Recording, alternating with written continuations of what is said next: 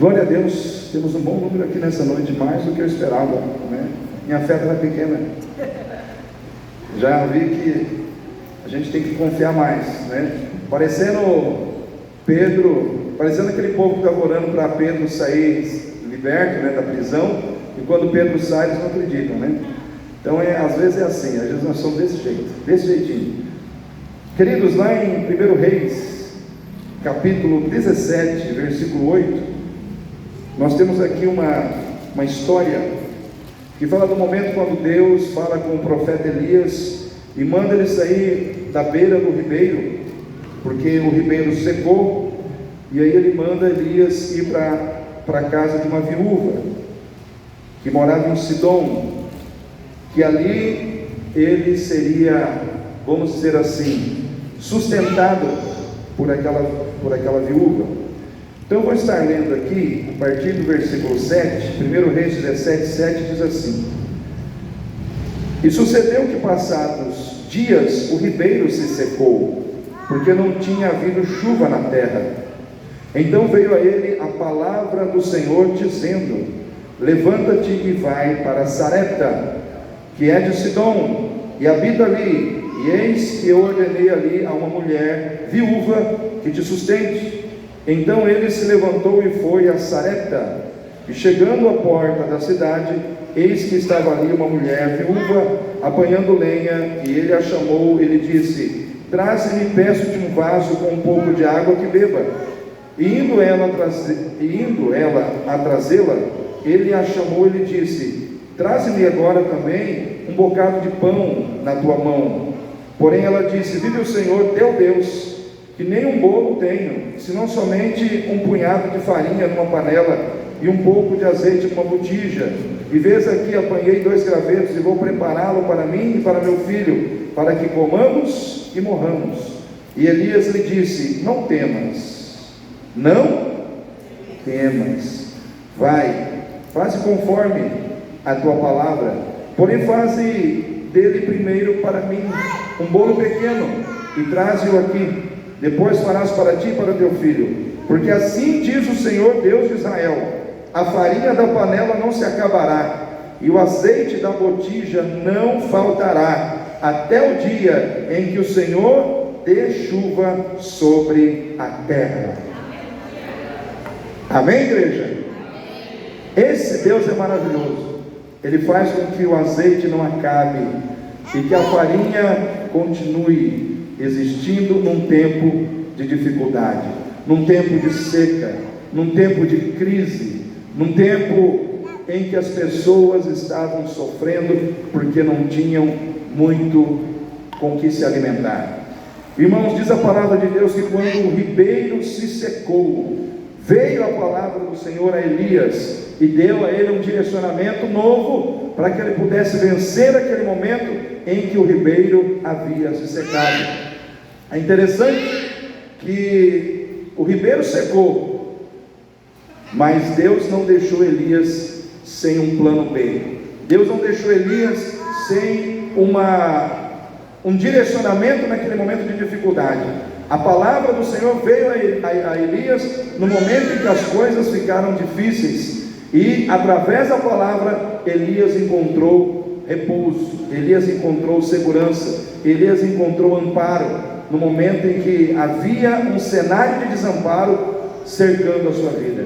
Eu quero dizer para você, querido, no momento em que as dificuldades vierem, o cenário de desamparo vier sobre a tua vida, não desanime, porque quando isso acontecer, Deus também virá ao teu encontro para trazer uma solução, para trazer um direcionamento, para trazer uma palavra que vai mostrar para você a direção para onde você tem que caminhar, e caminhando nessa direção, você encontrará a provisão de Deus para a sua vida. Como povo de Deus, irmãos, nós não vivemos de crise, nós vivemos pela fé. Nós não vivemos de tragédias, nós vivemos de milagres. Então, enquanto as pessoas falam de tragédia, enquanto as pessoas falam de dificuldade, enquanto as pessoas falam de problema, nós temos que falar das maravilhas que Deus faz. Nós temos que falar das coisas grandes que Deus pode operar. A primeira coisa que eu quero destacar para você aqui nessa noite é: não permita que as circunstâncias difíceis da sua vida roubem a sua fé. e a sua confiança no cuidado que Deus tem com você, no cuidado que Deus tem com a tua vida. Porque, irmãos, é muitas vezes no tempo das dificuldades que a nossa fé vai brilhar como ouro. A fé, ela reluz, a fé, ela brilha, a fé, ela resplandece, não num ambiente de bonança, mas num ambiente de deserto. Porque, queridos, é fácil ter uma fé em Deus quando tudo está bem. Eu já disse isso, que até aquele que não é crente tem fé quando tudo está bem. Até quem não é crente vira crente quando tudo está bem. Irmãos, mas eu quero ver você ser crente na dificuldade, porque é ali que a tua fé tem que fazer a diferença. E a fé, quando ela flui em nossas vidas dentro de um ambiente de dificuldade, ela contagia a vida de outras pessoas, e aqueles que estão à nossa volta, ou aqueles que estão perto de nós, começam a crer, porque nós estamos crendo. A sua vida pode ser um canal de restauração, de cura da parte de Deus na vida de alguém, quando você anda por fé. Quando você anda por fé, você se torna uma pessoa que encoraja pessoas que estão desencorajadas. Você se torna uma pessoa que levanta pessoas que estão caídas. Você se torna uma pessoa que é capaz de ver solução num cenário onde todo mundo só está vendo problema. Num cenário onde todo mundo só está vendo derrota, você consegue ver vitória. Por quê? Porque você tem fé. Porque a fé é o firme fundamento das coisas que não se veem e a prova das coisas que se esperam. Quem tem fé vê o sobrenatural. Quem tem fé vê a providência que Deus já preparou e vai enviar, e tem segurança de que essa provisão não faltará na sua vida. Está difícil, estou passando pela doença, mas tem cura. Estou passando pela dificuldade financeira, mas Deus é Jeová Jireh, o Senhor da providência, o Senhor proverá, né? Ele é o que provê na minha vida. Irmãos, quando você começa a olhar para a Bíblia, você começa a ver como que a fé é poderosa, e como que ela faz algo tremendo na vida de outras pessoas, quando ela flui na vida de um servo de Deus, que está firme na fé, diante dos seus desertos, diante das suas dificuldades, diante das suas lutas. Elias era alguém que estava vivendo na beira de um riacho. Ele estava ali na beira daquele riacho 3 anos e meio, bebendo da água do riacho e sendo alimentado pelos corvos. Estava ou não estava na dependência de Deus, irmãos? Esse daí pode dizer que estava inteiramente na dependência de Deus. Estar na dependência de Deus muitas vezes vai tirar de você pessoas. Presta atenção no que eu estou falando. Estar na dependência de Deus muitas vezes vai tirar de você pontos de apoio humano, pontos de apoio material, para que Deus seja o seu apoio, para que Deus seja o seu sustento. Muitas vezes Deus vai tirar as outras fontes de sustento aonde você pode se apegar, para você se apegar somente nele. Elias estava segurando em Deus. Elias estava esperando em Deus. Eu quero perguntar nessa noite, em quem você está esperando hoje? Aonde está a sua esperança? Aonde está a sua confiança? Quem é o seu ponto de apoio? Irmãos, quando você abre a sua Bíblia lá em Êxodo 18, você vai ver Moisés recebendo o seu sogro Jetro, e Jetro traz com ele a esposa de Moisés, Zípora, e os seus filhos, porque Moisés tinha avançado, estava caminhando no plano de Deus, mas tinha deixado para trás a sua esposa, os seus filhos. E aqui eu abro um parêntese: não caminhe no plano de Deus deixando a sua família para trás. Amém? Fala para o seu irmão aí: não caminhe no plano de Deus deixando a sua família para trás. A sua família tem que caminhar com você. A sua família tem que ir junto com você no plano que Deus tem sobre a tua vida, porque é um plano de bênção que não é só para você, é para a sua casa. Não é só sobre a sua vida. O negócio não é só sobre você, o negócio é sobre você e sua família. E então Jetro vem e traz a família de Moisés, e eles se encontram, E diz a palavra de Deus que eles se abraçam e eles dão o ósculo santo. O judeu tem esse costume até hoje, irmãos. Eles se encontram e dão um beijo na face um do outro, né? E foi isso que aconteceu. Moisés deu um beijo na face do seu sogro deu um beijo na face de Moisés, eles se abraçaram, se encontraram. Foi um momento assim, maravilhoso ali. E aí naquele momento, Moisés começa a contar para o seu sogro, desde o momento que eles saíram do Egito, como que Deus foi tremendo na vida deles. E ele começa dizendo: meu sogro, é o seguinte, o nosso Deus abriu o mar, nós estávamos diante do mar, não tinha como a gente fugir do exército egípcio, não tinha como a gente ir para a direita, nem para a esquerda, não tinha saída, o mar estava diante de nós, mas o Senhor fendeu o mar, abriu as águas, nós passamos a seco. E quando o exército inimigo veio atrás de nós, e eles estavam no meio do mar, Deus fechou as águas e aniquilou com os nossos inimigos. Nós também passamos por uma situação de águas amargas, mas o Senhor transformou a água amarga em doce. Enfrentamos os amalequitas, mas vencemos os amalequitas. Enfim, Deus tirou a água da rocha, Deus nos alimentou, Deus nos saciou, Deus nos deu vitória sobre os nossos inimigos. Ele começou a falar das maravilhas de Deus estando no deserto. Ele começou a falar das maravilhas de Deus estando aonde, irmãos? No deserto. Ao invés dele chegar para o seu dele e falar: nós estamos no deserto, nós estamos no deserto, o deserto é um lugar ruim, o deserto é um lugar difícil. Ao invés de ele falar das dificuldades do deserto, ele preferiu falar das maravilhas que Deus estava fazendo no deserto, porque ele tinha o seu coração cheio de fé. Ou seja, estou no deserto, mas Deus está comigo e tem maravilhas aonde eu vou. Estou no deserto, mas no deserto eu estou vendo as maravilhas de Deus sendo operadas na minha vida. E o que aconteceu, irmãos? O sogro de Moisés começou a crer no Deus de Moisés, e ele começou a dizer: louvado e engrandecido seja o Deus de Israel, porque Ele é Deus. Eu quero dizer para você, querido, tem muitas coisas que Deus vai fazer na sua vida, no momento que você estiver no seu deserto, para mostrar para as pessoas que andam contigo que Ele é um Deus verdadeiro. Mas para isso você tem que ter coragem, tem que ter peito de encarar o deserto que Deus coloca no teu caminho. Então, crente que tem fé não reclama quando está no deserto, não reclama porque o ribeiro secou, não reclama porque secaram as águas do ribeiro, não reclama porque vai para um lugar e encontra uma pessoa que está numa situação mais lastimável ainda do que ele. Porque, irmãos, quando Elias sai do ribeiro e Deus fala para ele: vai para Sidom, que lá tem uma viúva que vai te sustentar, talvez, eu estou aqui, irmãos, no talvez, porque a Bíblia não fala se Elias sabia da condição da viúva, mas eu quero entender que ele não sabia.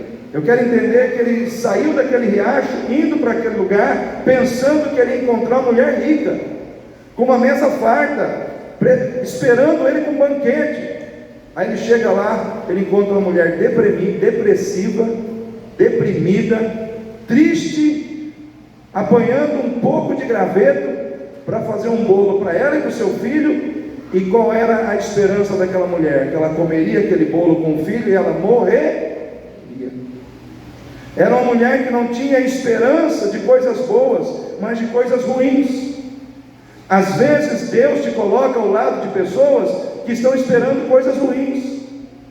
Às vezes Deus te coloca do lado de pessoas que só está esperando aquilo que é negativo, só está esperando aquilo que é ruim. E essas pessoas, muitas vezes, você fala: mas Senhor, o Senhor me colocou do lado dessa pessoa que só fala que vai ter morte, que só fala que vai ter problema, que só fala que vai ter isso. Aí Deus: sim, eu coloquei. Por quê? Porque você tem fé, e através da sua fé, ela será levantada. Eu te coloquei do lado de uma pessoa assim, porque você está em pé, apesar do seu deserto. Eu quero dizer uma coisa para você, querido: Deus vai colocar você do lado de alguém que está pior do que você, porque Ele crê naquilo que Ele tem dado a você, no poder que Ele tem dado a você, na capacidade que Ele tem dado a você, na unção que Ele tem dado a você, na força que Ele tem colocado em você, para ajudar aqueles que estão caídos. Então muitas vezes nós temos que entender que tem gente pior do que nós. Quando você achar que está ruim do teu lado, vai numa favela. Quando você achar que está ruim do teu lado, vai lá perto da antiga rodoviária e dá uma voltinha ali naquela quadra. Quando você achar que está ruim do teu lado, vai no hospital, vai lá na ala geriátrica da Santa Casa. Você vai ver que você está muito bem. Você vai sair de lá glorificando o nome do Senhor, porque você não está numa Santa Casa, porque você não está numa ala geriátrica, porque você não está lá na rua, sem teto, jogado no meio de uma calçada. Você está aqui, Deus tem te abençoado. É tempo de agradecer a Deus, apesar das lutas que temos passado. O nosso problema começa a acontecer quando nós achamos que estamos mal, quando estamos bem. E a ação do diabo na tua vida é convencer você de que você está na pior, e na realidade não é isso que está acontecendo. Deus tem te abençoado, Deus tem te suprido, Deus tem cuidado de você. Então a primeira coisa que eu quero destacar aqui nessa noite é: quem quer vencer com Deus aí? Não permita que as circunstâncias difíceis da sua vida roubem a sua fé. Apesar dos problemas, apesar das decepções, apesar dos erros dos outros, apesar das falhas dos outros, eu estou em pé com Deus. Por que, irmãos, eu falo apesar dos erros dos outros? Por que Deus mandou uma seca de 3 anos e meio sobre a terra? Porque o rei Acabe estava fazendo tudo errado. Porque o rei Acabe, que era o rei de Israel, estava fazendo tudo que era contrário à vontade de Deus. E por causa dos erros de Acabe, Elias estava sofrendo, aquela viúva estava sofrendo, uma multidão de gente estava sofrendo por causa do erro de Acabe. Muitas vezes existe um Acabe que está errando, e o erro dele muitas vezes interfere na sua vida, mas você tem que se levantar e entender que a sua vida com Deus independe dos erros dos outros. Amém? Independe do erro dos outros. Nós precisamos estar com Deus, estarmos firmes no Senhor, e não deixarmos que as situações que nos cercam tirem, roubem a nossa confiança no nosso Deus. Ele é fiel e vai fazer.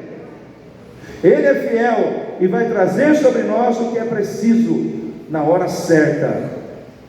Por isso que a Bíblia diz: chegai confiadamente diante do trono da graça, para que encontreis graça, acheis misericórdia e sejais atendido no tempo oportuno.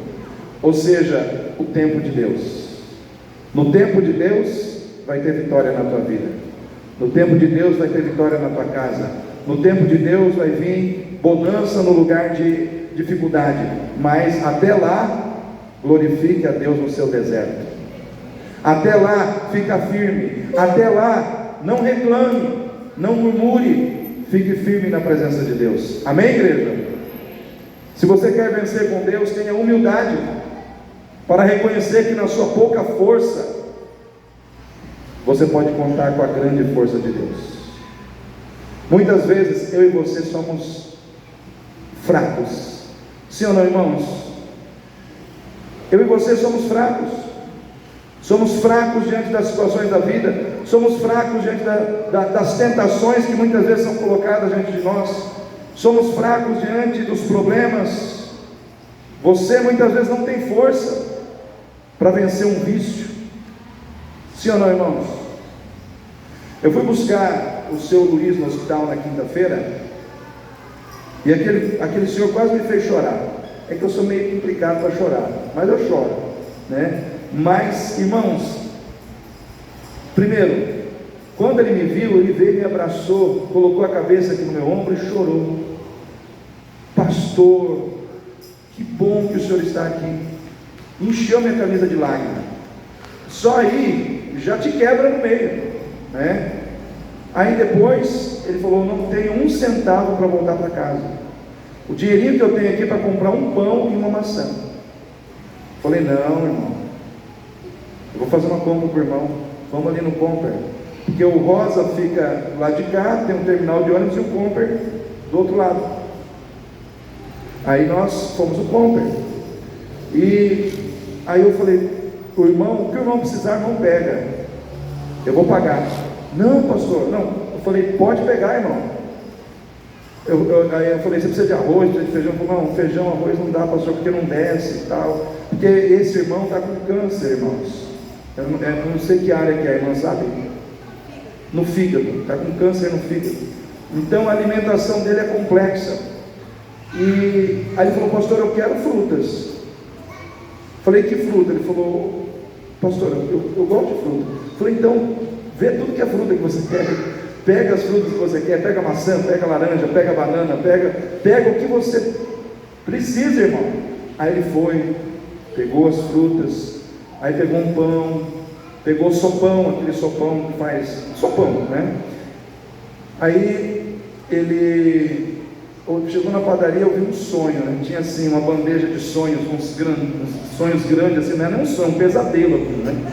O negócio é grande, assim, cheio de doce de leite, cheio de creme. E aí tinha uns sonhozinhos menores, né? O sonhinho e o sonhão, né? Aí eu falei, irmão, pega o sonhão. Não, pastor, eu vou pegar o sonho pequenininho mesmo. Posso pegar, pastor? Eu falei, pega, irmão, né? Aí ele pegou o sonho, a gente foi. E aí no caminho, eu falei, irmão, e a sua família? Eu falei, irmão, não pode ficar assim. Não, pastor, eu não tenho família. Não tem. A minha mãe mora numa chácara, ela é idosa e ela é doente, não tem como me cuidar. E a minha outra irmã mora em Cuiabá, então eu estou sozinho. E detalhe, pastor, se eu tivesse gente que pudesse me cuidar da minha família, eles não iam querer me cuidar, porque eles acham que eu sou um psicopata. Eles acham que eu sou bipolar, que eu estou de um jeito hoje, amanhã eu estou de outro jeito, eu posso ferir alguém, eu posso machucar alguém. E aí ele começou a chorar, né? Começou a chorar. E aí eu falei, o irmão vive uma luta diária, né? À noite, quando o irmão coloca a cabeça no travesseiro, quando o irmão está sozinho ali, o irmão está sempre lutando contra si. A hora que eu falei isso para ele, aí ele desabou no choro. Falou, pastor, eu vivo uma luta diária contra mim mesmo, porque desde adolescente eu vivo no mundo das drogas. Eu fui viciado a minha vida inteira, desde adolescente. A droga era algo muito presente na minha vida. E quando você tira algo da sua vida que está entranhado em você, aquilo o senhor não tem como, o senhor não vai entender o que eu quero dizer. Mas ele falou assim, depois que eu larguei a droga, eu nunca mais me droguei, pastor. Ele falou, não preciso mentir para o senhor, para fazer média, eu nunca mais coloquei droga no meu corpo e nem álcool, mas eu luto com essa situação diariamente e em relação a essa questão da minha família. Aí eu falei, meu irmão, pode te faltar gente, pode te faltar pessoas, você pode sentir solidão, mas eu quero dizer para você, a força que vem de Jesus te faz vencedor, porque a Bíblia diz que a gente é fraco, em nós mesmos nós somos fracos, mas ela nos diz que nós podemos todas as coisas naquele que nos fortalece. Eu falei, o irmão é fraco em si mesmo, mas em Cristo o irmão tem força para vencer esse momento. Aí quando eu comecei a falar isso para ele, ele começou, por quê? Porque a palavra tem poder, irmãos, e todos nós, ele está vencendo a si mesmo na força de Cristo. Eu estou dando um exemplo desse irmão, mas e você que está aqui nessa noite? Qual é a luta que você está lutando contra você mesmo, que você precisa da força de Deus para vencer? Irmãos, é na força do Senhor que nós podemos vencer, porque se não for por Ele, a gente não vence, mas nele nós já somos mais do que vencedores. É o que a Bíblia diz, somos mais do que vencedores, porque temos a força do Todo-Poderoso em nós. Amém? Em nós. Irmãos, quando nós reconhecemos que somos fracos e nos fortalecemos na grande força de Deus, reconhecemos que a nossa força é pequena, mas que nós temos um Deus que tem uma grande força, nós derrubamos gigantes. Foi isso que aconteceu com Davi. Davi era pequeno, mas ele entrou naquele campo de batalha dizendo, você vem contra mim com espada, lança e escudo, eu vou contra ti em nome do Senhor dos Exércitos. Você vai se levantar aqui hoje em nome do Senhor dos Exércitos. E na força do Senhor, você vai enfrentar e vencer as dificuldades. Quem tem pouca força, mas busca força em Deus, como diz a palavra de Deus lá em Apocalipse 2:1, recebe portas abertas que ninguém pode fechar.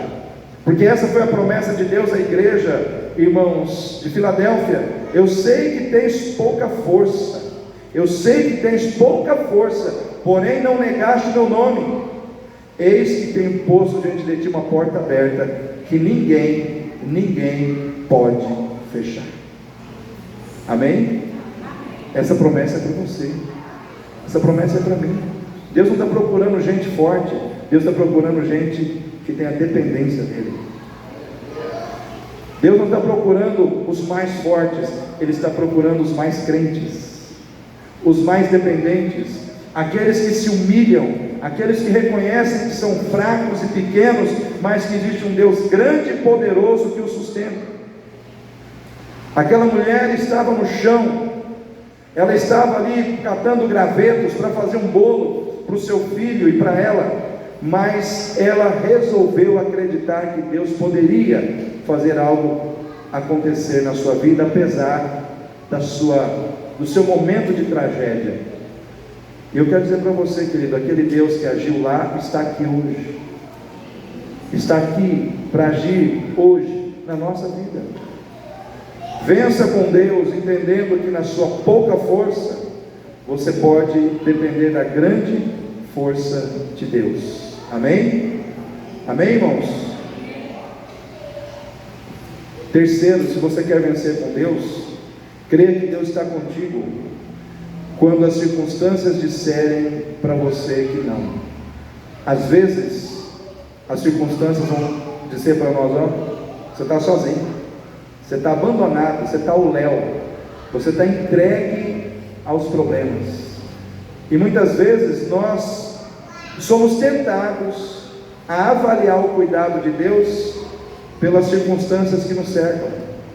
E quando nós caímos nessa tentação, nós podemos achar que Deus não está cuidando de nós. Por quê? Porque a gente só vê problema, a gente só vê dificuldade, a gente vê o mal prevalecendo.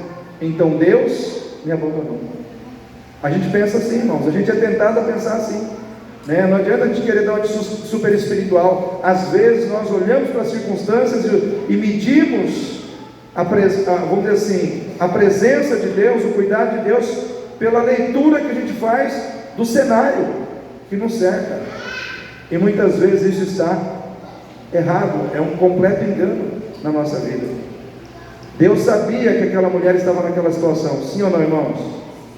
E Ele enviou o profeta lá, para que através da fé do profeta as coisas mudassem na vida daquela mulher. Por mais que parecesse que aquela mulher estava perdida, estava totalmente com a sua vida entregue às circunstâncias e aos problemas, ela não estava, Deus estava olhando por ela, Deus estava de olho nela. Fala para o seu irmão, e Deus está de olho em você, irmão. Deus está olhando a sua vida, Deus sabe como você está, e a Bíblia diz que Ele não nos deixará provar acima do que podemos suportar. Antes, com a provação, Ele também dá o escape. Amém? Então Deus vê, Deus sabe até onde você aguenta, Deus sabe até onde você vai, e quando Ele vê que não tem mais jeito, o escape entra em cena. O escape ali foi Elias sendo enviado na casa daquela mulher. Eu quero dizer para você, querido, nessa noite existe um escape de Deus para você. Existe um escape de Deus para você quando você acha que não aguenta mais. Deus vai mandar o escape, Deus vai mandar a solução na hora certa, mas você precisa permanecer firme na sua fé. Deus é contigo quando tudo parece que Deus, quando tudo indica que Deus te abandonou. Irmãos, os caminhantes de Emaús, eles viram Jesus sendo crucificado na cruz, eles acreditavam que viria o Messias, e que quando ele viesse, libertaria Israel do governo dos romanos. E aí quando eles veem Jesus sendo crucificado naquela cruz, eles começam a dizer para si mesmos: acabou. E eles começam então a partir de Jerusalém em direção a Emaús, e eles começam no caminho a falar das situações tristes que aconteceram em Jerusalém, e eles começam ali a deixar os seus corações a se envolver com a tristeza daquelas situações, com a tristeza daqueles acontecimentos. Só que em meio a essa caminhada de tristeza, de diálogos sobre situações tristes, quem que chega do lado deles? Jesus. Eles achavam que não tinha mais Jesus, mas Jesus estava com eles. Eles achavam que tudo estava perdido, mas nada estava perdido. Às vezes nós estamos cegos, porque estamos olhando demais para aquilo que nos entristece, e permitimos que essas situações ceguem os nossos olhos, para que a gente não veja que existe um Deus do nosso lado, dizendo: eu estou aqui, eu não me afastei de você, mas você não consegue me ver na sua vida. Eu sou teu Deus, estou contigo, caminho com você. Eu quero dizer para você, querida, eu não sei o que você está passando na sua vida hoje, eu não sei qual é a sua luta, eu não sei qual é a sua dificuldade, eu não sei quais são as tristezas que o inimigo tem usado para abater o teu ânimo, mas eu quero dizer uma coisa para você: se você um dia disse sim para Jesus, esse Jesus para quem você disse sim, está contigo aí hoje, Ele está na tua vida, Ele se faz presente, Ele não vai te deixar. Você pode abandoná-lo, mas Ele não te abandonará. Eu quero dizer para você, querido, abra os seus olhos, tire sua atenção das coisas que te entristecem e coloque a sua atenção no Senhor. Como disse o profeta Jeremias: eu quero trazer à memória aquilo que me traz esperança. Porque Jeremias estava vivendo um tempo de tristezas, de angústias, mas ele falou: se eu ficar pensando só naquilo que entristece, eu vou sucumbir. Então eu vou pensar naquilo que me traz esperança. Pense não só naquilo que te traz esperança, pense naquele que te traz esperança, que é Jesus. É Jesus, é Jesus. Amém, igreja? É Jesus. Encerrando essa palavra, irmãos, se nós queremos vencer com Deus, creia que a chave da vitória muitas vezes é lutar contra você mesmo. Vença você na sua disposição de não crer, na sua disposição de duvidar, na sua disposição de jogar a toalha, de entregar os pontos, porque as coisas estão difíceis. Elias viu o ribeiro secar, mas não entregou os pontos. O ribeiro secou, mas o rio que sai do trono de Deus está cheio, vai ter provisão para mim. Aquela mulher viu a farinha e o azeite praticamente acabando, mas ela obedeceu a Deus em meio à dificuldade. Nós temos que nos vencer naquela indisposição de obedecer a Deus quando as coisas ficam difíceis. É a obediência na dificuldade que vai fazer as coisas acontecerem. Apesar dos problemas, o crente de verdade obedece a Deus no meio da dificuldade. Quem é crente tem a capacidade de obedecer a Deus quando as coisas ficam difíceis. E à medida que ela obedeceu, o azeite foi multiplicando, a farinha foi multiplicando, a tragédia foi saindo e o milagre foi aparecendo. Então eu quero dizer para você nessa noite: vença com Deus, coloque o seu coração em Deus, não permita que as circunstâncias roubem a sua fé, fica firme na presença do Senhor. Creia que Deus está contigo quando tudo disser que não. Tenha humildade de reconhecer que na sua pouca força, o teu Deus é um Deus que tem força de sobra para entregar para você. E por fim, lute contra você mesmo. Talvez você seja o seu pior inimigo. Às vezes o diabo nem está fazendo muito esforço para te derrotar, porque você está se auto-derrotando. Quando é que o crente se auto-derrota? Quando ele para de orar, quando ele para de buscar, quando ele permite que os problemas tirem ele da casa de Deus, da presença de Deus. Pare de usar suas decepções com pessoas, seus problemas para justificar a sua falta na igreja. Porque cada um dará conta de si a quem, irmãos? A Deus. O dia que nós estivermos lá, você não vai dar conta da vida do irmão lá, não. Você vai dar conta da sua vida. E ele vai dar conta da vida dele. Deus vai querer saber se você ficou firme até o fim. Porque eram 10 virgens. Metade ficou, metade entrou. É assim. Nem todo mundo vai entrar. É uma notícia triste, irmãos, mas nem todo mundo que está caminhando para chegar no destino vai entrar. Mas vai ter gente que vai entrar. Eu quero estar com os que vão entrar. Então eu não quero saber do outro. Eu quero saber do que eu tenho que fazer para agradar o coração do meu Deus. E é isso que importa para mim. Amém? Vamos ficar em pé. Oh, andai a Deus de glória, nós te agradecemos.